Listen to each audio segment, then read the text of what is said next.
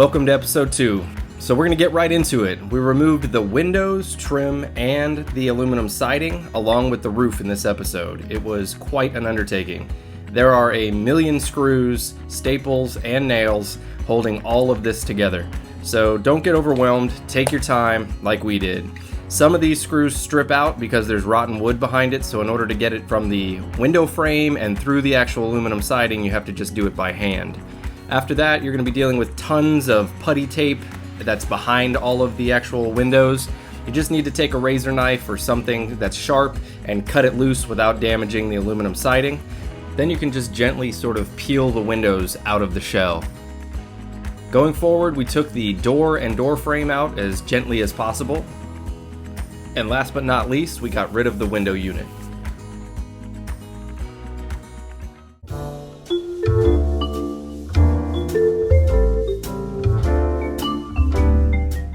Alright, so we got both the windows out and we got the door and the door frame out. So now up next, we're just going to take a look at all this trim, try to not beat it up too bad because we obviously want to reuse it.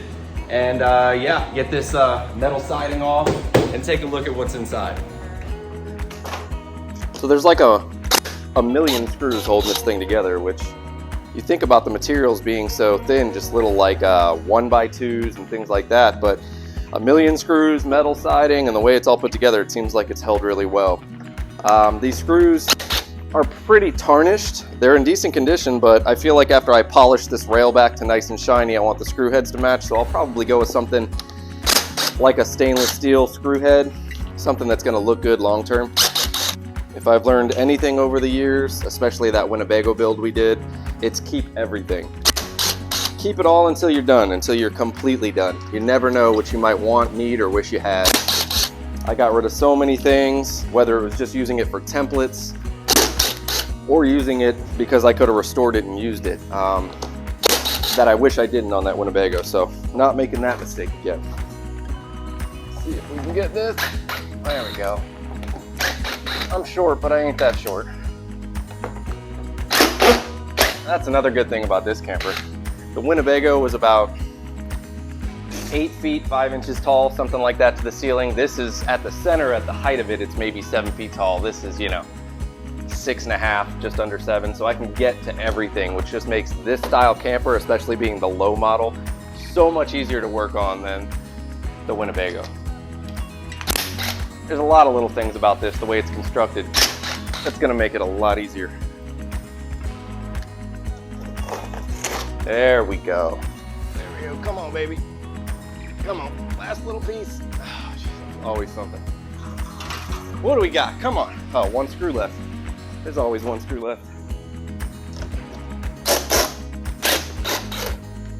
Woo! There she is. There it is. All right. One side detrimmed.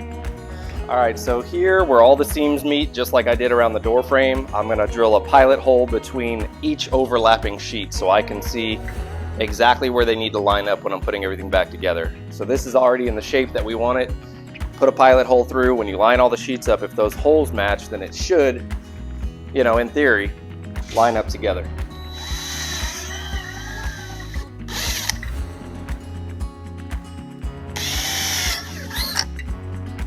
All right, so I gotta work all of this putty tape and the roof lip off of the siding. It does have some small staples in it, so you gotta kind of pop them out as you go. There's also nail heads, rusted ones, that you gotta kind of pop out. All right, time to take this metal siding off. Like brand new, 50 years, brand new. We got some snake eggs or something. I don't know. Something birthed lots of babies in here. That's all right.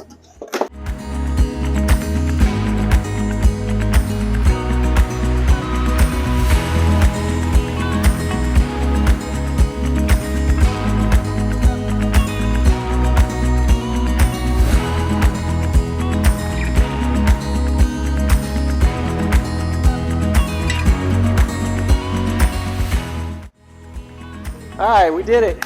Hey! Good stuff. So at first glance, it actually doesn't seem like it's that bad. However, it's really bad. We basically had water leak in through every single window for God knows how long, and it rotted out the entire bottom of the structure. That, along with all of the wall paneling being completely disintegrated, we're just gonna go ahead and remove all of the walls and build it from the ground up. With all of the trim removed, I went ahead and started sliding the old roof off, being as careful as I can. You can see the aluminum's actually still in really good condition here. But now the walls started to want to cave in on themselves, so I kind of had to ratchet strap everything together temporarily. My neighbor was around to give me a hand, luckily, so we very carefully slid the roof off. Once it was completely off, it was really floppy. It is a thin gauge aluminum.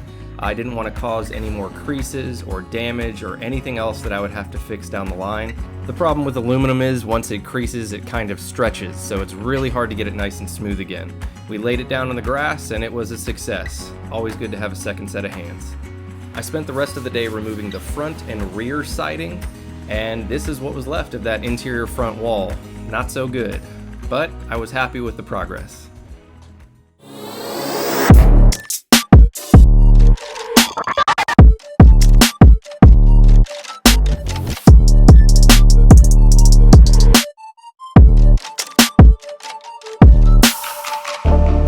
So I figured I'd save you guys from a lot of boring demolition. From that point on, it was just a bunch of sawzalls, hammers, and everything I could do to just rip this thing apart. None of what you're seeing was usable. It all had water damage. I was able to salvage one whole side to use for a template over there, along with all of the exterior aluminum and windows. I get questions all the time on why don't I just build one from scratch, what's the point? But for me, I got a title, a trailer, and the aluminum skin with the original windows, all for a great price. In today's market, if I tried to source all those things individually, it would easily cost double or triple that. This just takes a little more time, but I enjoy the process. It's part of dealing with vintage and classic things and giving something a second life. Woo! All right, well, as you can see, the entire camper shell has been deconstructed. We're going to go ahead and replace this subfloor and sort of work our way back up, building one side at a time.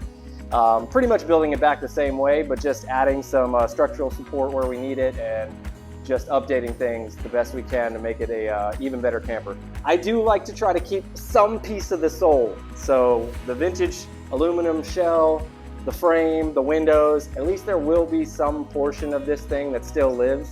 And you know, that's what makes me happy. So I'll see you guys next time. Please remember, if you're enjoying these videos, to like and subscribe. It obviously helps the channel.